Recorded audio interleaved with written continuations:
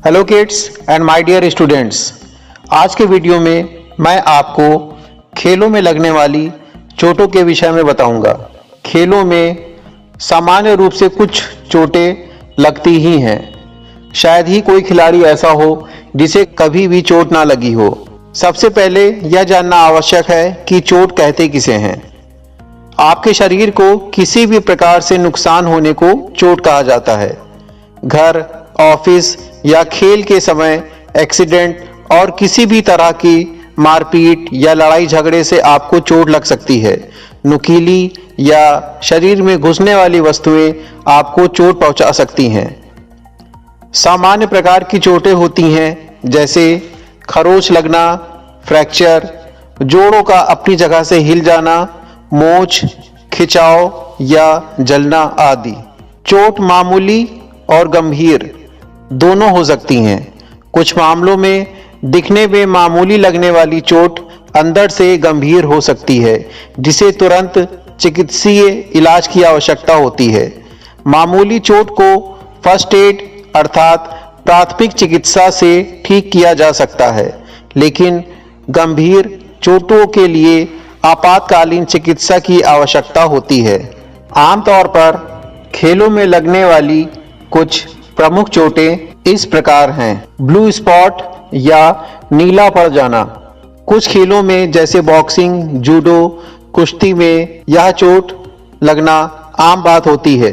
यह शरीर के बिना कटे अंदर की ओर घाव बना देती है। चोट वाली जगह पर नीला निशान पड़ जाता है।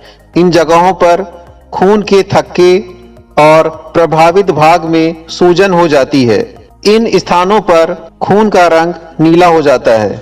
इस चोट के तुरंत पश्चात उपचार शुरू करना हमेशा फायदेमंद होता है। यदि उपचार में देरी हो रही है तो इसका रिजल्ट संतोषजनक नहीं होता।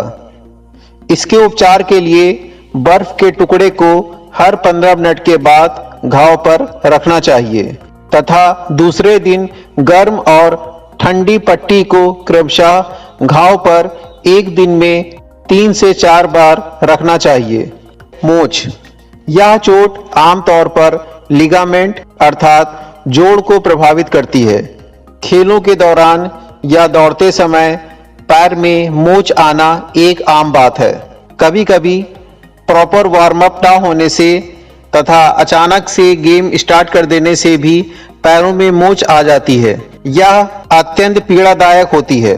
जब किसी खिलाड़ी को मोच आती है तो खिलाड़ी को आराम से लिटाया जाना चाहिए। मोच वाले हिस्से को ऊपर की तरफ उठा के रखना चाहिए। प्रभावित स्थान पर बर्फ से सिकाई करना फायदेमंद होता है। यदि मोच गंभीर है तो खिलाड़ी को डॉक्टर के पास तुरंत लेके जाना चाहिए। मोच में प्राथमिक चिकित्सा देना व्यक्ति को आराम पहुंचाता है। इसके बाद अन्य चोट है घाव। जब शरीर का कोई हिस्सा घायल हो जाता है और खून बहने लगता है तो उस जगह को घाव के रूप में जाना जाता है। घाव के कुछ प्रकार हैं जैसे कटा हुआ घाव। जब किसी चाकू, ब्लेड या किसी भी धारदार चीज से चोट लगती है तथा त्वचा कट जाती है और खून बहने लगता है, इसे कटा हुआ घाव कहते हैं। इसके इलाज के लिए घाव यदि कम गहरा है तो उसे डेटॉल से साफ करके